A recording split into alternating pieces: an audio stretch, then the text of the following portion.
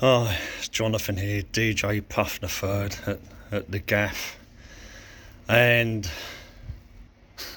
yeah, that's the second time I've thrown that buggy away and taken it back again. But then again, I knew that if I didn't work on it, my life would be absolutely miserable. So I'd done some work on it. Wasn't feeling too bad yesterday, so that did help. And I took a look at it late night, early this morning, and I managed to fix it up again. And it's looking pretty strong, but even with that metal bar, and it's been bent quite a few times, and I keep straightening it, bending it, straightening it out, and no doubt it's either more flexible or brittle by now, and it's not entirely straight. But anyway, I've ended up having to put washers on and an extra long bolt basically. But like I said, if I hadn't have fixed it, it would have made life very, very hard for me, and it would mean finding another on the street or going to a Reigate app trying to find someone in a group that has thrown one out. My cousin in Kent did do a quick search and found a couple of three-wheel buggies. I think they were Hauke or something, Hawk or Bork or something like that. They were both the same. One of them was going for 20 quid nearer her, and another one in Sidcup for 70. The cheaper one, the back seat wouldn't stay up, which to me is alright because I need to get the recycle bin in there. But we'll just have to see. I've not heard anything since, so obviously they never got back to her. And I would have gone down to Kent on the train to pick it up anyway for 20 quid, but I had to go at this one, and thankfully I've managed to fix it up. We'll take a look at it. Oh, but it would have made looking after myself and the cats so much. Now that I've got 3 cats, I have to carry cargo and shopping, and without it, because I don't drive and I live on my own, I've got no one. I mean, I might have friends and that's about it, but they're not really gonna be able to help me with heavy cargo and shopping, so I had to work on it. But anyway, we'll swing it round, we'll see the work I've done.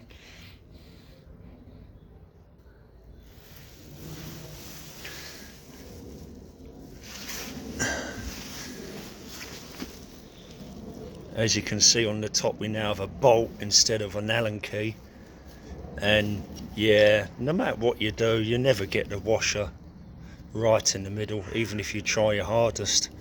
I tried to get the washer directly in the middle, and underneath that bolt is sticking out a lot more, it's a lot longer.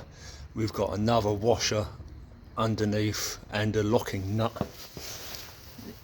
and there's the crack.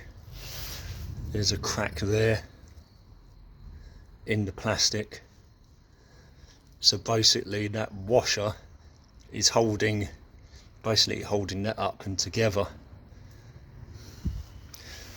This was already here before, but now I've pushed it back again, and this is resting on the nut. It's flat, and the cable tie, and that's about it. This is it going through, and this is all closed up again, because of course this was wide open before. That was literally wide open. Now to push it across, there's a tiny piece of metal rod in there, and I had to squeeze them back together. But it looks a lot better. I had to put a longer bolt through and a couple of washers, but it's done. I really would have had a hard time surviving without it. I've put chain cleaner in there for a number of weeks, and then I've put lube.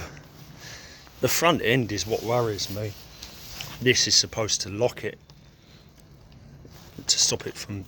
Oh, it did actually work this time. That locks the front wheel, and that's supposed to open it again. We'll see what happens, see if it frees up. But it may have been quite rusty inside the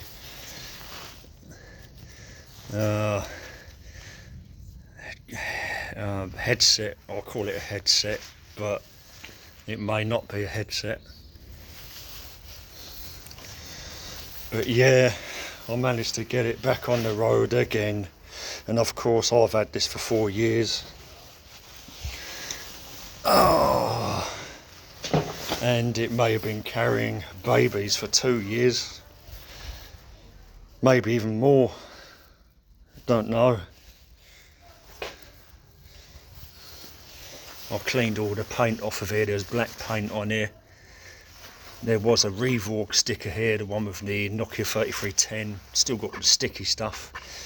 There's some stuff in the loft at the old flat that might take that off. Original Avon sticky stuff remover, probably work, you know. And of course all new cable ties everywhere pretty much, as I bolt the other end too, which I don't normally do. It's just cable ties and the metal rod basically, but we'll have to see how strong it is. But the most important thing is a much longer bolt going all the way through, and hopefully it's a lot stronger. Right, today I'm going to make an effort. I'm going to get the tram to Croydon, and I'm going to try and get to Reigate again, because I need a day out. Stuck here all the time. I'm hoping this is going to be strong again, especially with that longer bolt and the washers, but I still don't know if I'm going to want to risk putting heavy weights in it. This is what done it. This old 1998 Thermite Croydon Tramlink joint welding pot, and there's one over there as well, and I've got one at the old flat.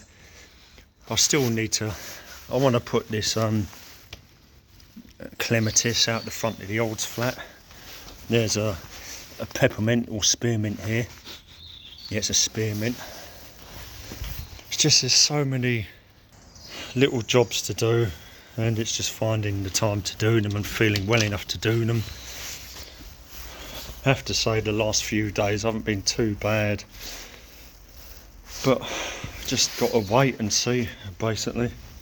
But the good news is I can't really say how miserable my life would have been without it, because I would not have been able to get food in for myself, moving stuff around, or even feed the cats.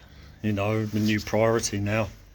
I've got 3 cats to look after: Mecate, Fermium and Esma Florine, and even Silly Billy the Budgie. So yeah, I had no choice, unless someone helped me out or find another on the street. It might be an idea for me to finally start looking for another, just in case this one goes, and then sort of mothball it, because I'm not sure if that front end will last. We'll have to see how the lube acts. It seems relatively free, and it wasn't before. It's almost seized. But yeah, we'll see what happens the next few days. We'll give it a bit of a trial, see how much weight will go on it, and hopefully that front end will stay together. It may even result in trying to find a stronger metal rod. We'll have to see. Right, update. It's not such a big disaster after all.